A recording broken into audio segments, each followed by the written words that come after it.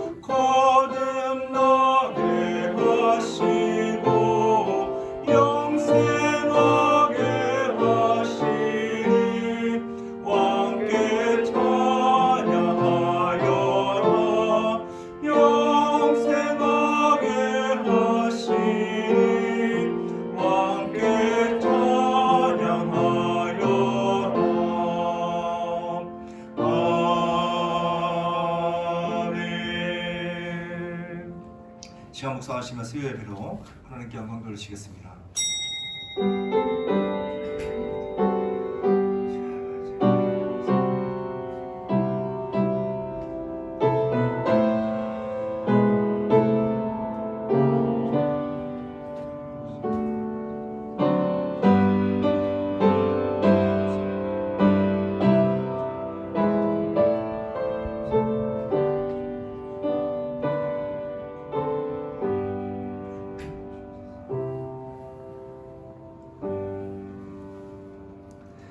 만군의 구주여 하나님 감사합니다.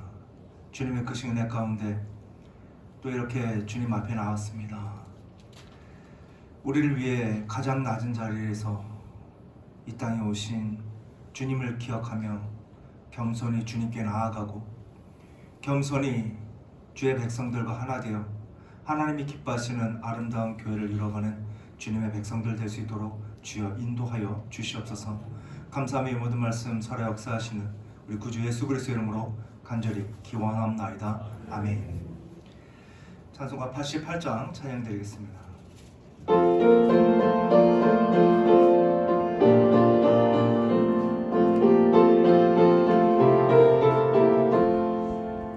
내 진정 사모하는 친구가 되시는 구주 예수님은 아름다워라. 산 밑에 베타파요 빛나는 새벽별 주님 영원할 길 아주 없도다.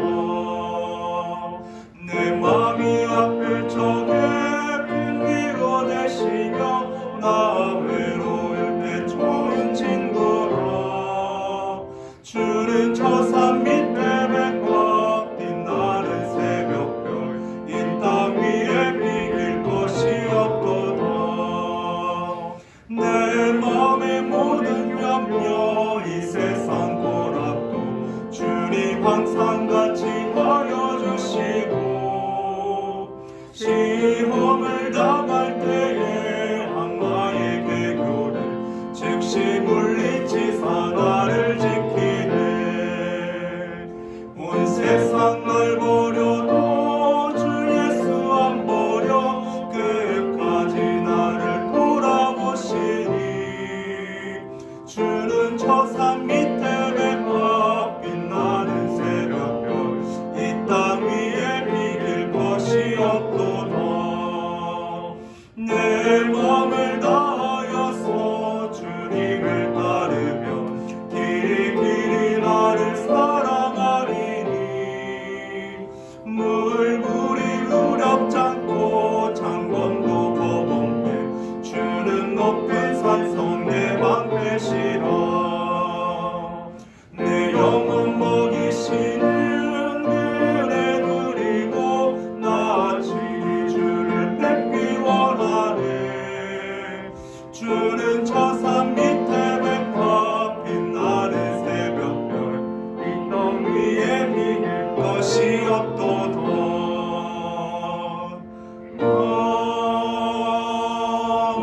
아멘. 오늘 우리 함께 교회를 위해서 그리고 우리 성도님들을 위해서 함께 기도했으면 좋겠습니다. 또한 성탄을 준비하면서 정말 가장 낮은 자리에서 오신 주님을 생각하면서 우리가 이 땅 가운데 살아가며 겸손히 살아갔는지 돌아보고 정말 주님 앞에 온전히 바르게 겸손히 내 모든 것을 내려놓고 주님 앞에 나아가는 주님의 백성 되게 해달라고 이 시간 주님 부르시고 함께 기도하겠습니다. 주여!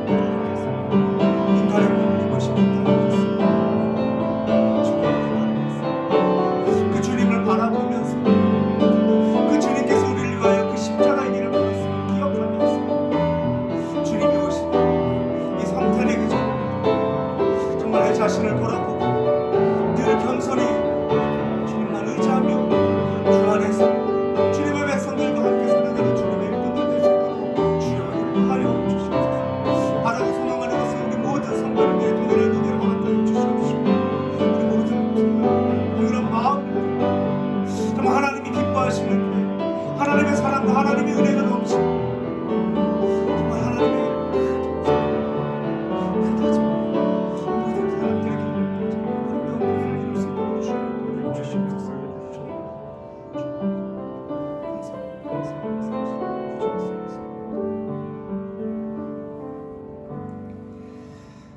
사랑해 주님 감사합니다. 언제나 주님께서 우리를 지켜주시고 우리를 보호하시며 우리를 주님의 품에 안아주시고 주님의 뜻대로 인도하시는 주님을 깨달아 알게 하신 하나님 너무나 감사합니다. 그 주님을 붙잡고 이 힘들고 어려운 상황 속에서도 묵묵히 주님이 기뻐하시는 주님의 영광을 드러내는 일에 앞장서 나아가는 주님의 거룩한 백성들 될 수 있도록 주여 인도하여 주시옵소서. 그러기에 내가 가진 모든 생각을 다 내려놓고 주님이 주신 참 지혜로 하나님이 원하시는 그의 나라와 그의 뜻을 이루기 위하여 함께 합심하여 선을 이루어가는 우리 교회의 모든 주님의 백성들 될 수 있도록 주여 인도하여 주시옵소서. 성탄의 계절을 기억하면서 우리를 위해 이 땅에 오신 주님을 생각하면서 하나님 나의 연약한 부분 나의 부족한 부분을 다 주님께 맡기는 주님의 백성들 될 수 있도록 주여 인도하여 주시옵소서. 주님께서 우리의 모든 것을 다 알고 계시기에 풍성히 채워주시고 부족함 없이 인도하심을 믿고 의지하며 하나님 앞에 불만 없이 하나님 앞에 투정 부리지 않고 늘 기쁨의 찬송 소리가 넘쳐나는 우리 교회 모든 성도님 될 수 있도록 주여 인도하여 주시옵소서. 환우들을 기억하여 주시옵시고 각자의 자리에서 속히 주님께서 그 아픔을 어루만져 주셔서 회복의 역사로 다시 건강함을 얻고 주님 앞에 나와 함께 하나님의 나라를 건설해 갈 수 있도록 주여 사용하여 주시옵소서. 이 시간 주님의 말씀을 함께 나눕니다. 전하는 저에게나 듣는 우리 모든 성도님들에게 하나님의 지혜를 허락하여 주시고 하나님의 능력을 허락하여 주셔서 하나님의 말씀을 바르게 깨닫고 그 뜻을 우리의 삶 가운데 바르게 적용하여 하나님이 기뻐하시는 뜻을 함께 이뤄가는 하나님의 도구 될 수 있도록 주여 사용하여 주시옵소서. 감사함의 모든 말씀 살아 역사하시는 우리 구주 예수 그리스도의 이름으로 간절히 기도드립니다. 아멘. 오늘 우리에게 주신 말씀은 고린도전서 7장 1절에서 7절 말씀입니다. 제 성경으로는 신약성경 269면 270면에 있습니다. 고린도전서 7장 1절에서 7절 말씀.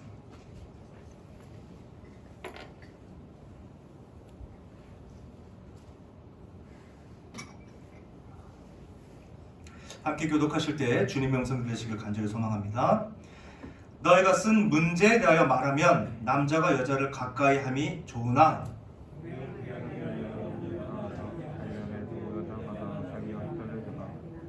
남편은 그 아내에 대한 의무를 다하고 아내도 그 남편에게 그렇게 할지라 주장하지 못하고 오직 그 남편이 하며 남편도 그와 같이 자기 몸을 주장하지 못하고 오직 그 아내가 하나니 서로 분방하지 말라. 다만 기도할 틈을 얻기 위하여 합의상 얼마 동안은 하되 다시 합하라. 이는 너희가 절제 못함으로 말미암아 사탄이 너희를 시험하지 못하게 하려 함이라. 그러나 내가 이 말을 함은 허락이요 명령은 아니니라. 7절 우리 함께 읽겠습니다. 나는 모든 사람이 나와 같기를 원하노라. 그러나 각각 하나님께 받은 자기의 은사가 있으니 이 사람은 이러하고 저 사람은 저러하니라. 아멘.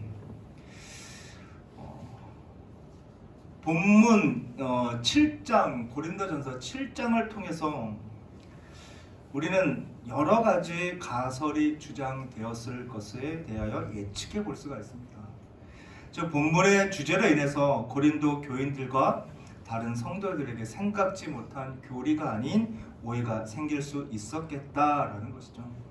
왜냐하면 본장 25절과 26절을 보면 처녀에 대하여는 내가 주께 받은 계명이 없으되 주의 자비하심을 받아서 충성스러운 자가 된 내가 의견을 말하노니 내 생각에는 이것이 좋으니 곧 임박한 환난으로 말미암아 사람이 그냥 지내는 것이 좋으니라 라고 전합니다.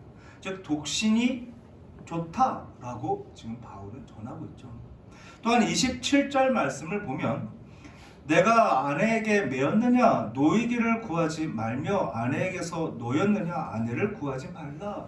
혼자 되었느냐 그러면 혼자 살아라 라고 또 얘기를 합니다. 결국 이와 같은 바울의 말을 통해 보다 깊은 신앙의 차원에 이르려면 결혼을 안 하는 쪽이 더 좋다라는 결론을 내릴 수가 있게 됩니다. 그렇다면 우리 성도님들에게 묻겠습니다. 신앙생활에 있어서 결혼을 하는 것이 좋을까요? 아니면 결혼하지 않는 것이 더 신앙을 깊이 쌓을 수 있을까요? 어떤 점이 더 신앙생활에 있어서 장점이 되고 어떤 것이 단점이 된다고 생각을 하십니까? 이와 같은 질문과 생각이 바로 지금 고린도 교인들에게 일어나는 문제요 오해라는 것입니다.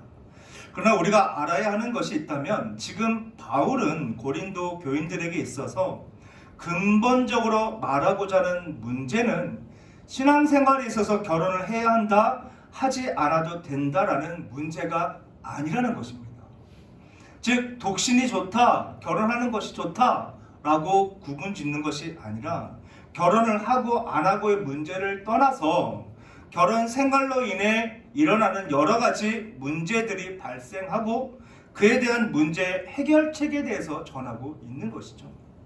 본문 1절을 보면 이렇게 얘기합니다. 너희가 쓴 문제에 대하여 말하면, 즉 결혼한 사람들 안에서 어떤 문제가 일어났고 그 문제에 대해서 내가 말하면 남자가 여자를 가까이 아니함이 좋으나라고 전하고 있는 거죠. 바울은 결혼을 한 사람들의 문제에 관하여 전하고 있지 결혼을 하라 하지 말라라는 말을 전하고 있는 것이 아님을 알게 됩니다. 그리고 이와 같은 결혼에 관한 것은 이미 구약에서도 하나님의 명령으로 전하고 있는 기정사실이고 순종의 덕목임을 우리는 다 알고 있습니다. 자, 창세기 1장 27절과 27절 말씀을 보면 하나님이 자기 형상 곧 하나님의 형상대로 사람을 창조하시되 남자와 여자를 창조하시고 하나님이 그들에게 복을 주시며 하나님이 그들에게 이르시되 생육하고 번성하여 땅에 충만하라 땅을 정복하라 바다의 물고기와 하늘의 새와 땅에 움직이는 모든 생물을 다스리라 하시니라. 즉 이와 같은 명령은 아담에게만 주신 것뿐만 아니라 하와에게도 함께 동일하게 주신 말씀이라는 거죠. 즉 부부로서 한 몸이 되어서 하나님이 이루고자 하신 하나님의 나라를 함께 이루어 가라라고 전하고 계신다는 겁니다. 또한 창세기 2장 24절 말씀을 보면 이러므로 남자가 부모를 떠나 그의 아내와 합하여 둘이 한 몸을 이룰지로다 라고 전하고 있는 말씀을 우리는 너무나 잘 알고 있습니다. 이와 같은 증거뿐만 아니라 본문 말씀 앞뒤 맥락을 잘 해석해 보면 본장 안에서도 이 결혼에 관해서만 전하고 있는 것이 아니라 결혼뿐만 아니라 신앙생활에 있어서 일어나는 여러 가지 문제에 관해서 전하고 있음에 대해서 보게 됩니다. 그러면서 본문 7절을 보면 바울은 자신이 결혼을 하지 않았고 그와 같이 살아도 괜찮다라는 자기 입장을 밝히고 있음을 확인하게 되죠. 그러나 이것은 단순히 자신의 입장에 대해서만 전하고 있는 것이지 이와 같은 삶이 신앙생활에 있어서 가장 좋은 조건이다라고 설득을 시키고 있는 것이 아님을 우리는 알아야만 합니다. 지금 바울이 근본적으로 강조하고 있는 내용은 현재 결혼을 했든지 하지 않았든지 지금 처한 입장을 애써 바꾸려 하지 말라라는 것이죠. 자신들의 삶에 만족하고 그 삶 속에서 최선을 다하여 하나님이 기뻐하시는 뜻을 이루어 살아가야 한다라는 것입니다. 우리가 기억할 것은 지금 내 형편과 상태를 바꾸는 것이 신앙을 더 깊이 하는 방법이 된다라는 오해를 버려야 하는 것이죠. 이와 같은 변화가 신앙의 유일한 길이 아니라는 것을 우리는 알아야만 합니다. 다시 말해서 근본적인 사상은 결혼 생활이나 미혼이나 우리의 생활에 있어서 신앙의 성숙을 좌지우지할 수 없고 신앙의 성숙에서 그 어떤 것도 차별이 없다라는 것입니다. 본문에서 전하는 신앙생활의 근본적인 문제에 관한 이 바울의 입장은 17절에서 27절의 말씀을 통해 전하고 있습니다. 그런데 문제가 되는 것이 있다면 인간은 종교적으로 금욕적인 본능을 가지고 있기 때문에 금욕적인 것이 신앙적이다라는 신앙심이 각각 사람들에게 자리를 잡았다는 것입니다. 이와 같은 문제는 지금도 카톨릭에서 가장 크게 오해가 되어 사용되고 있는 문제임을 잘 알고 있고 그와 같은 이유로 인해서 사람들 안에서 초대교회 성도들에게도 이와 같은 생각이 이와 같은 신앙이 자리 잡아 많은 영향력을 주었음을 알게 됩니다. 한 예로 과거 천주교에 다니는 사람들과 대화를 하다 들었던 얘기는 신부가 목사보다 더 우월하다라는 것입니다. 그 이유는 신부는 혼자 살기 때문에 가족에게 얽매일 시간도 없고 그리고 가족으로 인해서 허비되는 시간도 없고 온전히 하나님만 의지할 수 있고 하나님에 대한 연구를 더 많이 할 수 있고 하나님과 함께 살아가기 때문에 신부가 목사보다 더 우월하다라는 얘기를 들은 적이 있습니다. 이와 같은 주장의 그 중심엔 신부나 수녀는 금욕생활로 살아가기 때문에 순수하다, 순결하다라는 것이 밑바탕에 깔려 있음을 알게 되죠. 즉 신앙적인 오해가 그들뿐만 아니라 많은 사람들의 중심에 자리 잡아 있다는 것입니다. 그러나 본문에서 전하는 결혼이나 독신에 관하여 전하는 것은 같은 이와 같은 상황은 우리가 너무나 쉽게 생각할 수 있는 문제입니다. 자, 교회를 갈 때 우리는 정장을 입을까 아니면 가장 편안하게 입고 갈까라는 생각을 한두 번씩 하신 경험이 있을 것입니다. 이것이 마찬가지입니다. 결혼이나 독신에 관해서는 내가 뭐 하나님 앞에 나아갈 때 어떤 모습으로 나아갈까와 같은 너무나 단순한 문제라는 것이죠. 결단코 결혼이나 금욕주의가 신앙에 도움이 되는 것도 아니고 방해가 되는 것도 아니라는 것입니다. 내가 뭐 정장을 입었다고 하나님이 기뻐하시고 내가 뭐 편안한 옷을 입었다고 하나님이 싫어하시는 이유는 없다는 것이죠. 그럼에도 우리의 신앙생활에는 이와 같은 문제가 훨씬 중요한 문제로 제기되고 우리의 마음을 장악해버렸다는 것입니다. 그래서 생각지도 못하는 문제가 발생하고 오해가 생기는 것이죠. 이와 같은 문제의 원인은 우리가 고린도전서 6장에서 우리가 함께 나눴던 것처럼 남자건 여자건 이 신령한 사람이 되었을 때에 나는 아무런 세상적인 제도에 접촉하지 않고 자유롭게 내 의견과 내 모든 것을 나타낼 권리가 있다는 착각과 오해 속에서 일어났다는 것입니다. 왜냐하면 그 시대 헬레니즘의 그 영향을 받았기 때문에 인간의 종교심과 기독교가 혼합되어서 구원이라는 것이 육체를 벗어나는 것이 구원이다라고 그들은 생각했기 때문이죠. 그래서 이 헬레니즘과 기독교 사상이 결합한 이 부작용이 이와 같은 구원론에 대해서 얘기를 하는 겁니다. 그래서 고린도 교인들은 예수님을 믿어 거룩하고 신령한 사람이 되면 그는 육체를 벗어난 사람이고 육체를 벗어난 사람은 육체를 버릴 것이기 때문에 육체가 무엇은 어떤 짓을 하든 어떤 행동을 하든 죄를 짓든 말든 아무 상관이 없다라고 생각하며 살아갔죠.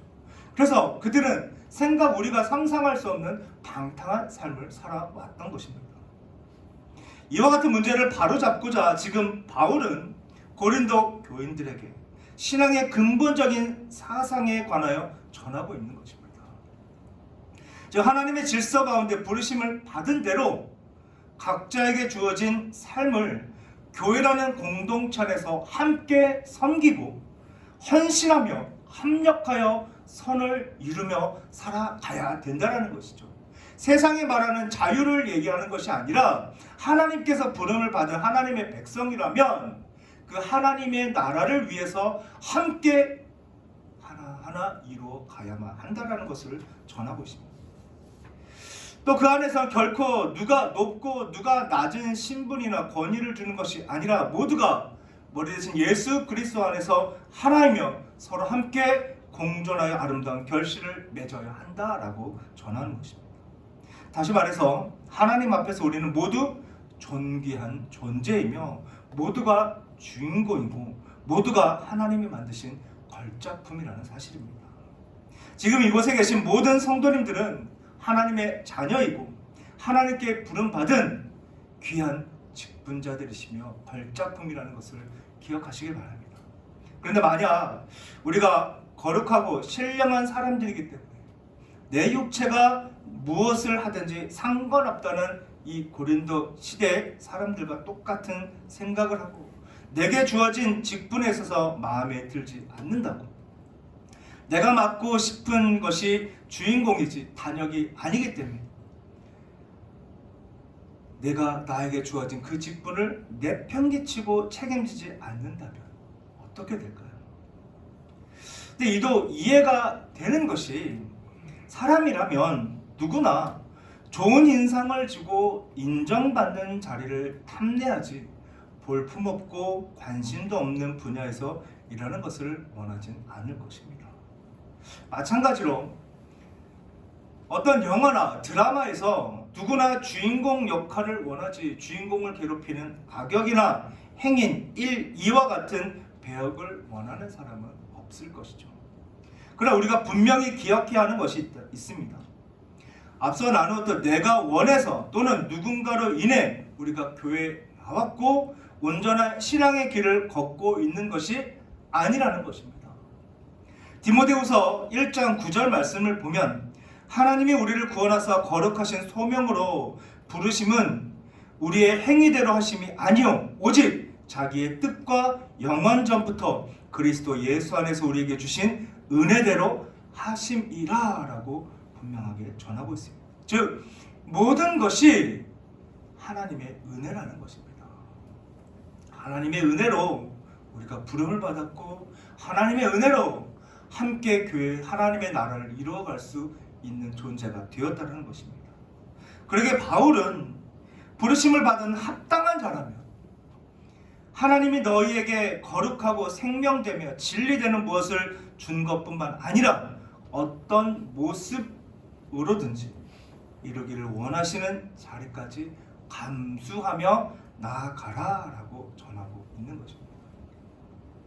자, 데살로니가 후서 1장 11절과 12절 우리 한 목소리로 함께 읽겠습니다. 시작. 이러므로 우리도 항상 너희를 위하여 기도함은 우리 하나님이 너희를 그 부르심에 합당한 자로 여기시고 모든 선을 기뻐함과 믿음의 역사를 능력으로 이루게 하시고 우리 하나님과 주 예수 그리스도의 은혜대로 우리 주 예수의 이름이 너희 가운데 영광을 받으시고 너희도 그 안에서 영광을 받게 하려 함이라 라고 전하고 있기 때문이죠. 그래서 바울은 디모데에게 자신은 그 모든 고난을 받았고 그 믿음과 사랑을 지켰고 성령의 인도하심 속에서만 살아갔음에 대해서 디모데후서 1장 10절에 14절에 이르기까지 전하고 있음을 보게 됩니다. 오늘 집에 가셔서 꼭 디모데후서 1장을 꼭 읽으시기 바랍니다. 이 모든 경험을 통해 경험을 했던 바울은 지금 고린도 교인들과 그리고 우리들에게 자신의 상황 속에서 주어진 의무를 다해야 한다라고 전하고 있는 것입니다. 즉 하나님의 영광을 드러내기 위해 이 핑계 대지 말고 저 핑계 대지 말고 자신에게 맡겨진 역할에 그저 충성을 다하며 살아야 한다는 것이죠. 그런데 8절과 9절을 보면 결혼과 재혼에 있어서 선택권이 있음에 대해서 전하고 있음을 보게 됩니다.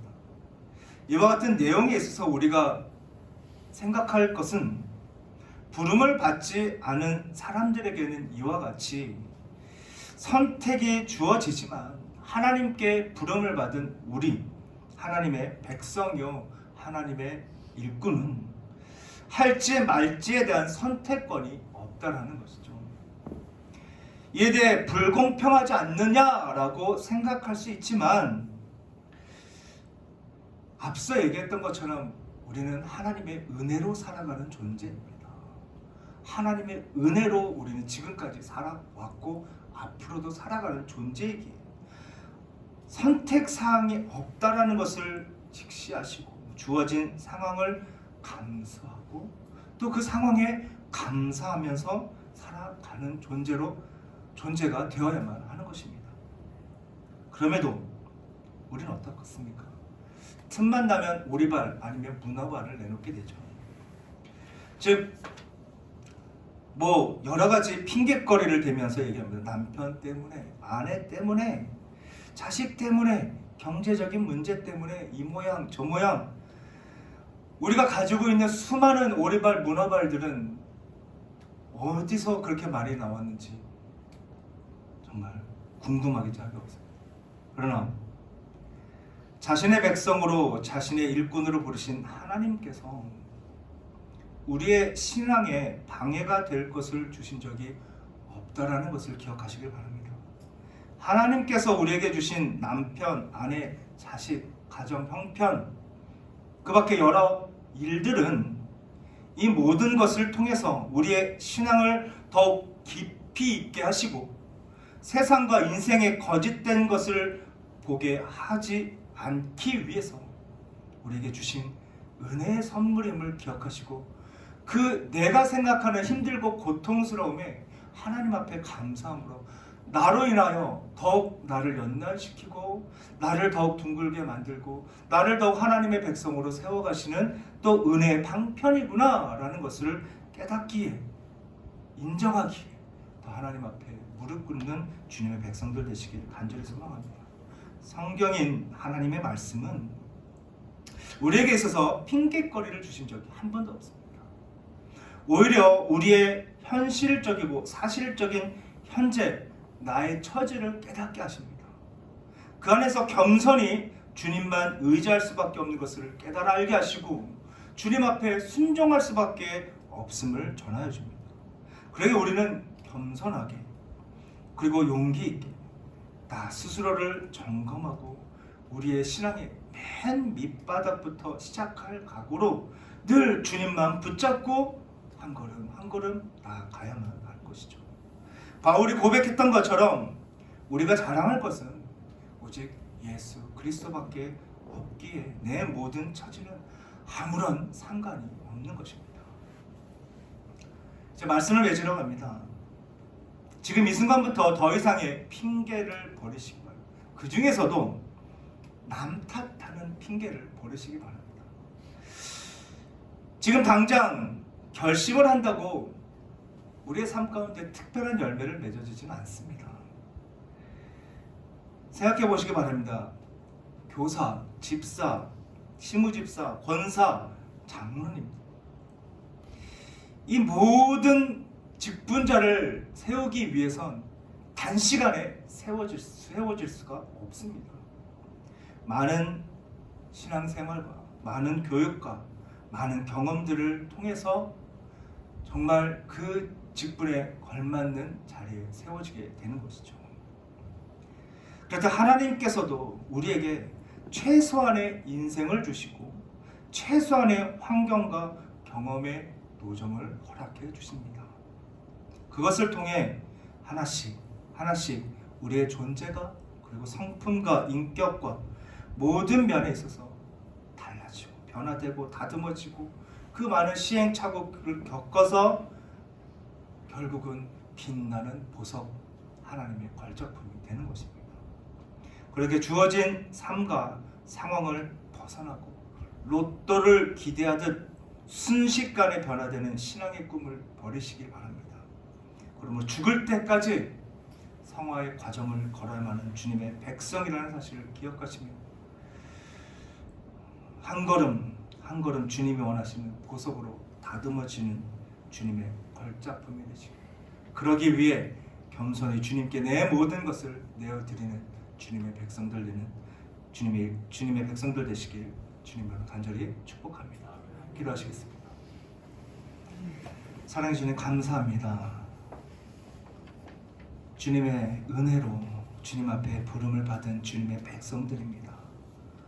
그럼에도 우리의 삶 가운데 너무나 인간적이고 연약하기에 수많은 핑곗거리를 대고 남을 탓하는 삶을 살아가는 우리의 연약함을 주여 용서하여 주시옵소서.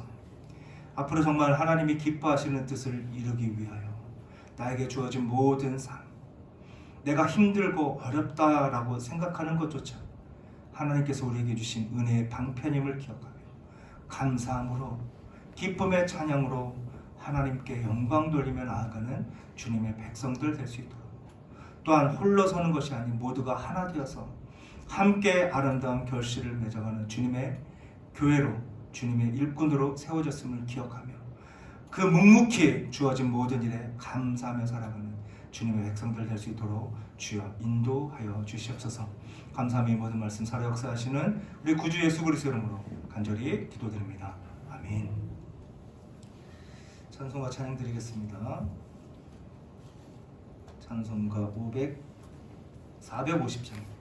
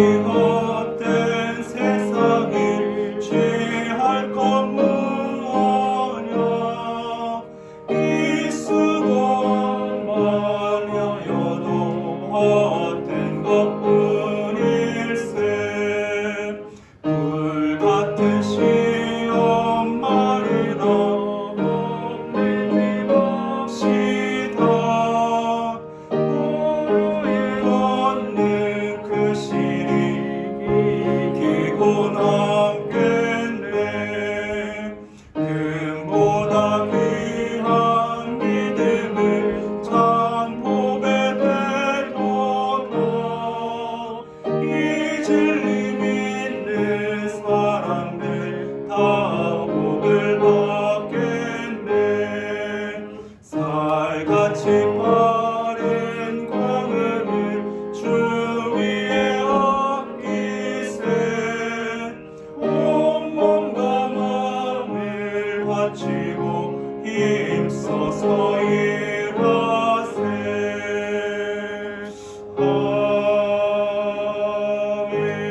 아멘. 교회 소식 함께 나누겠습니다. 12월 행사 12월 25일 성탄절, 26일 은퇴식 진급식 연말 시상이 있습니다. 31일 성구 영신 예배가 있습니다. 12월 공예배 일정 주보를 참고해 주시고 성탄 감사 예배가 12월 25일 토요일 오전 11시 본당에서 있습니다. 연말 당회가 성탄 감사 예배 후에 당회실에서 있습니다. 2022년 교회 달력 각 구역장님께 받아가시기 바랍니다. 말씀 암송 하반기 25구절 암송하기 1시 2021년 12월 26일까지 대상은 애국교회 전 성도입니다. 방식은 암송하신 성도 동영상 파일을 제출해 주시기 바랍니다. 교육자 촬영 및 구역장 녹화 지원을 해드리겠습니다. 선물, 암송 확인 후 상품권 시상, 이벤트 선물 참여하는 모든 성도님들 그리고 성경 필사전, 성경 필사 꼭 제출해 주시기 바랍니다. 강단비아 2층 게시판에 신청해 주시기 바랍니다. 교회 요람 제작이 있습니다. 사진 및 전화번호 등 변경사항을 교육자실에 알려주시기 바랍니다. 용도는 2022년도 교회 요람용이고 대상은 교육자, 사목, 장로, 원사, 집사, 명예, 은퇴 포함입니다. 사진 밤, 명함밤, 여권 사진 크기의 사진 또는 파일을 최근 1년 이내 촬영분을 통해서 전해주시기 바랍니다. 나머지는 주보를 참고해 주시기 바랍니다. 기도하겠습니다. 사랑해 주님 감사합니다. 주님의 크신 내 가운데 또 하나님의 풍성한 은혜 가운데 또 살아갈 수 있도록 허락하여 주시고 그 은혜 속에서 주님이 주신 것 주님 앞에 아낌없이 내어드립니다. 여러 가지 제목으로 주님 앞에 드려질 때마다 그 모든 제목에 응답의 역사를 허락하여 주시고 더 많은 것으로 더 좋은 것으로 주님 앞에 드리기에 우리의 중심을 변화시켜 주실 뿐만 아니라 하나님께서 나와 함께 하심을 믿는 확신을 갖고 늘 주님 앞에 나아가는 주님과 함께하는 주님의 거룩한 백성들 될 수 있도록 주여 인도하여 주시옵시고 예물과 함께 주님 앞에 드려지는 여러 소원들이 있으니 그 모든 소원 늘 기억하여 주시고 주님이 예비하신 그 모든 때에 그 모든 소원의 응답의 역사를 허락하여 주시옵소서. 지금은 교회의 머리 되신 우리 주 예수 그리스도의 은혜와 하나님의 극진하신 사랑과 이 모든 진리를 깨달아 믿고 순종하며 충성을 다하도록 인도 보호하시는 성령 하나님의 교통 충만하신 역사가 신앙생활의 근본 사상을 바로 깨달아 우리에게 주어진 모든 삶과 상황 속에서 수많은 시행착오와 경험으로 다듬어지고 갈고 닦아져 빛나는 보석이 되는 하나님의 걸작품이 될 것을 다짐하고 각자의 삶 속에 나아가는 성도들과 그의 가정과 사업 위에 그리고 온전한 예배와 교제를 소망하는 교회 위에와 하나님의 도우심을 소망하는 세계 열방 위에 지금으로부터 영원토록 함께 있을지어다. 아멘.